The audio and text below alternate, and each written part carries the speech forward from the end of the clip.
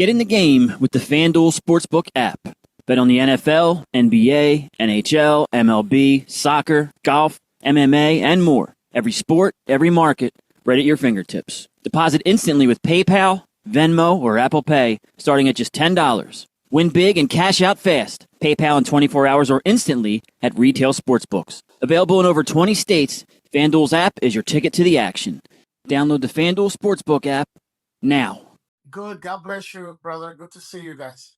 Good. Let's introduce the segment, Konnan. Yo, we're back with Disco's favorite segment of the show, the Lucha Libre segment. Boom. With our boy Hugo Svainovich. Tanyana. First of all, Konnan, congratulations. Rey Mysterio and Triple Mania. It's going to be the guy in charge of putting your name in the AAA Hall of Fame. How does that feel, my brother? Whoa. I'm thinking of putting the boots to him. Yeah. knowing you, you would do that. Disco. Konnan is what is this news here? Oh, he's been exalted to the AAA Hall of Fame, and Rey Mysterio will do the honors. That's not a very. I'm going to protest that decision. Why?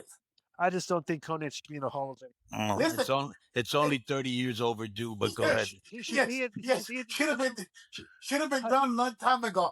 But you know the good thing? It's done at a time where I believe it's going to be a sold-out event.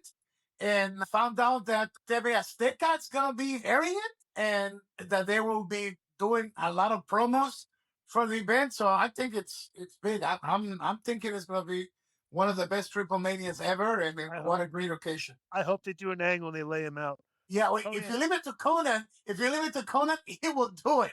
He will do it. Konnan, do you think I should be, if you had a choice, would I be more in the WCW Hall of Fame or the podcast interrupter Hall of Fame? You know, would I be a first ballot Hall of Famer? The podcast 100%. Yeah.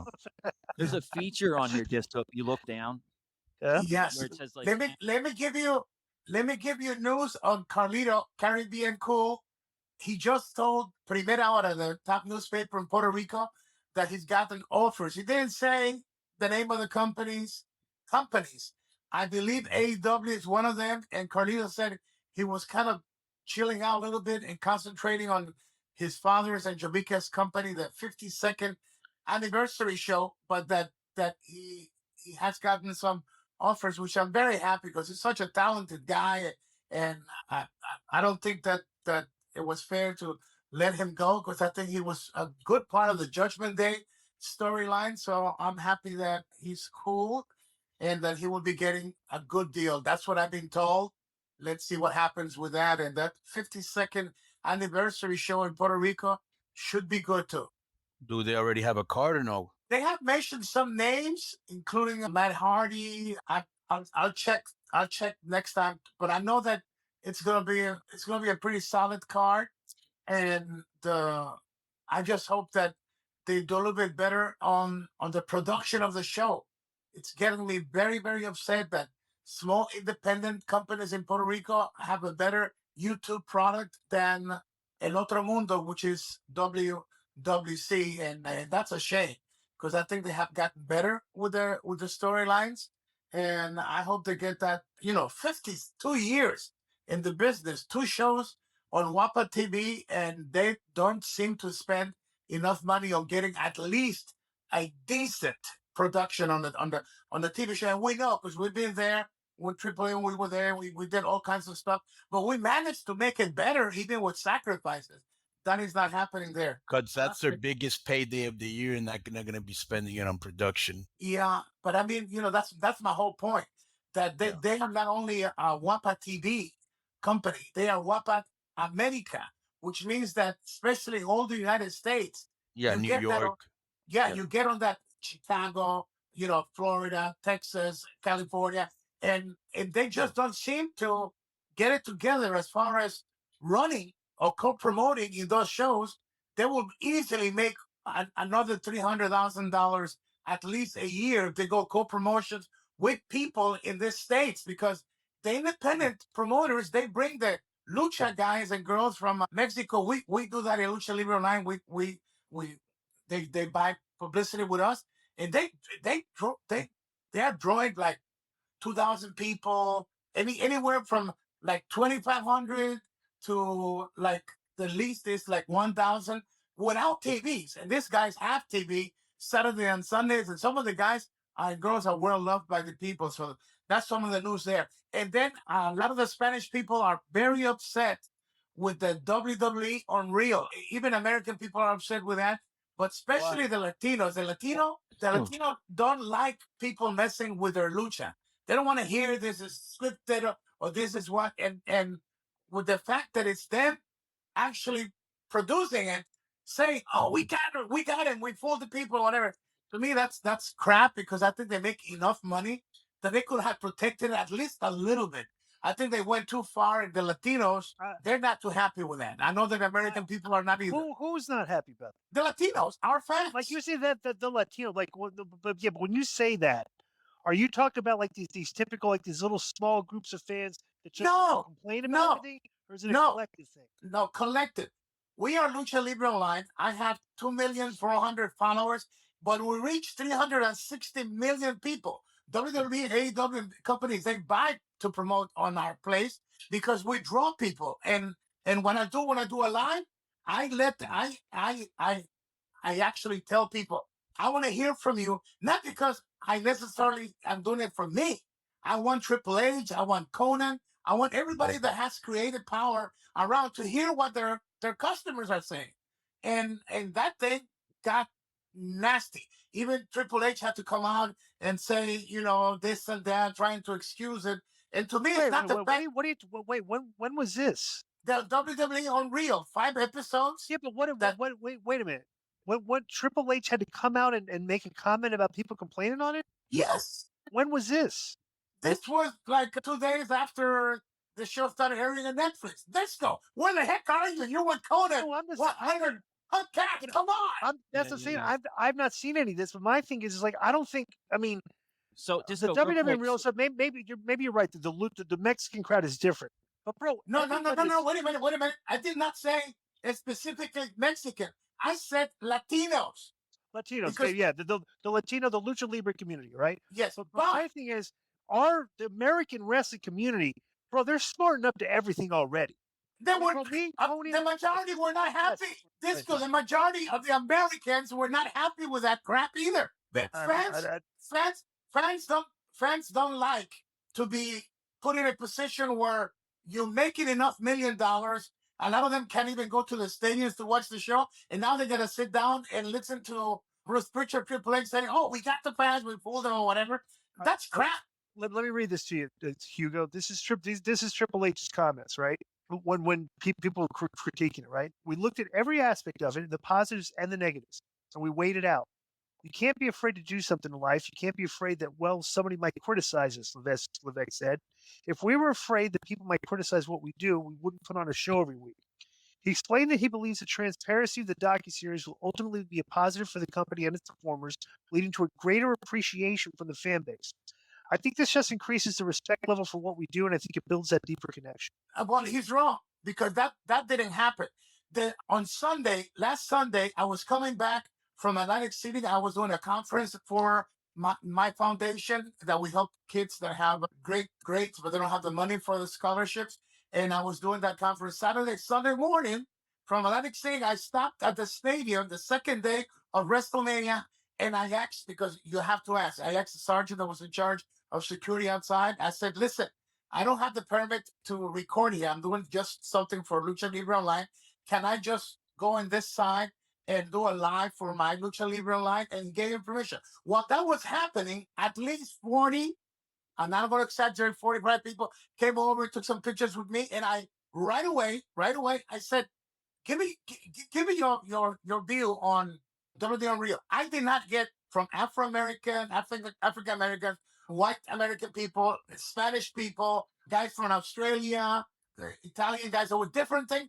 I didn't get one guy or one girl that said to me, I love WWE Unreal. Now, they did say what I said. I love the production. I love to hear the human side story of like Charlotte speaking, that stuff. But to see a guy like, what's his name, Avis, being concerned because CM Punk and Seth went too long, and Bruce Pritchard and Triple H are pissed off or whatever, and the guy, a grown-up guy, A guy that did so good in the ring looked like a scared little kid saying to William Regal, "Oh, he's mad at me because I don't want him to be." Come on, this is unreal. I'm gonna make a point here, and I think it's another side of this that I don't think you're looking at. All right, so WWE now is married to ESPN. Okay, now all of a sudden, all the app, these guys are going on ESPN. Bro, they're not going on ESPN in character. Okay, so like you look at right, ESPN just bought the NFL Network and The day before. Okay, The day before. Yeah, right, this I do my freaking work. I do my work. This is what I do. Here's my point. Here's what I think the philosophy is. Okay. Is going forward, we have to treat this more like these are performers performing instead of, okay, well, it's a work or something, because it's like you can't go on there on ESPN and insult the fans' intelligence. Okay, perfect example. They have to treat their show just like NFL does with the show Hard Knocks. Okay, like you're literally going there inside the building, back inside the coach's office or something. That's WWE is doing the exact same thing right now. No, they're not. No, they're not. No, wait a minute. They're not, because you're comparing NFL with an artistic sports entertainment show where now you're revealing stuff that is too much. You don't see. Wait a minute. You don't see Houdini or then Copperfield saying, "Hey, I spent like $4 million on this equipment and I have to carry it in 2 jets, and this is the way I made the Statue of Liberty disappear, or this is the way I went through the Wall of China." No, you just don't do that. And the other thing that upsets me is not the revealing part, the length they went into, and they made people feel like they were fools. Like, oh, we got it. No, that is crap. And I'm telling you, the production. You're arguing from a point that would have been valid like 30 years ago. No, everybody's been. Wait a minute. You're trying to act like people don't know. Wait a minute. No. You're wrong. I come on your podcast and we talk things behind the scenes. I do Lucha Libre Live and I go behind the scenes, but I don't go and say, "Hey, Konnan is going to do this on Triple Mania or whatever." No, I don't go into the points where I heard the illusion of the fans. I know some, and Konnan could tell you, "Hey, he's my friend, he's my brother." I don't call him to give me scoops. I will call him to protect some big accusation, to ask him, "Is this true?" To protect the legality of it.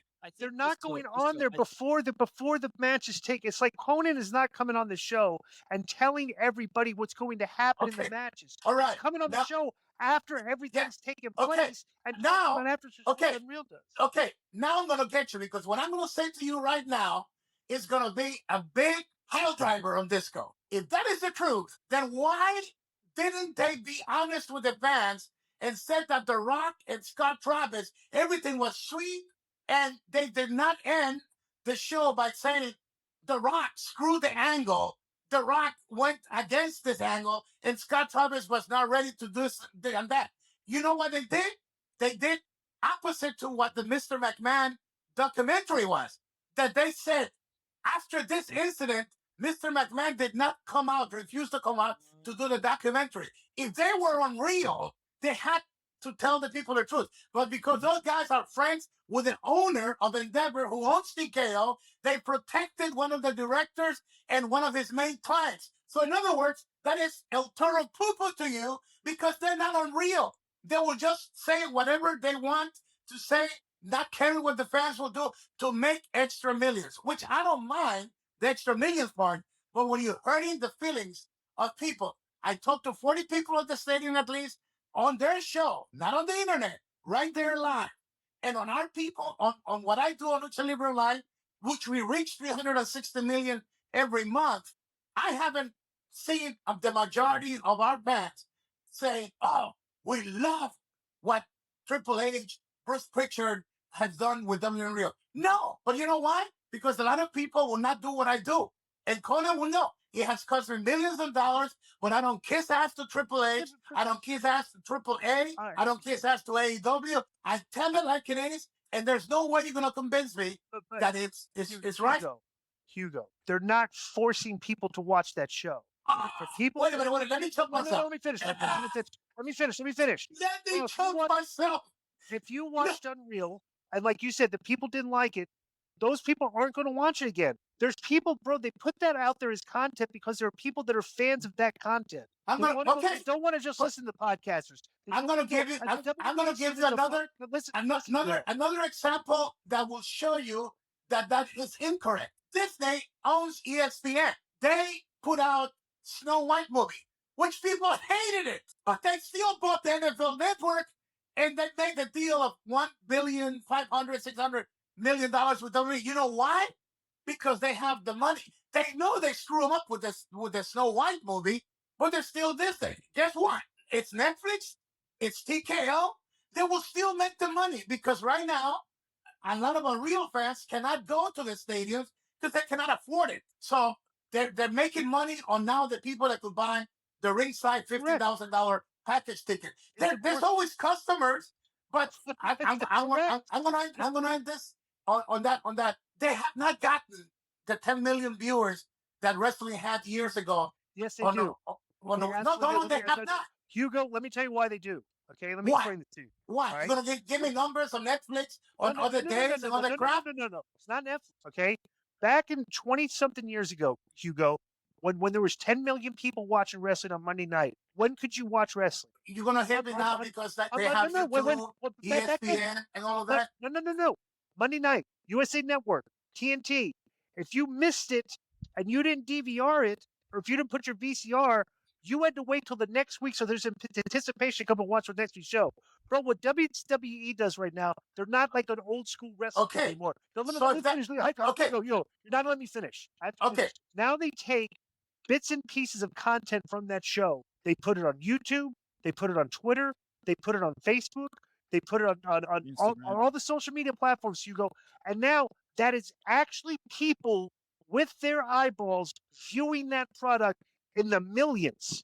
Tens of millions of people are viewing content from that product every week. So don't dare and tell me like there's only like 1.5 million people. It's way more people. I don't even watch a show, Hugo. No, listen, I see enough of content. Listen, that is a whole different system. But if that was true, then NFL would be screwed because they even have the NFL Network and their show still kicks ass with 15, 20, 25 million people, and they still draw in every game around 70,000 people. But, Hugo, if your team stinks, let's listen to this.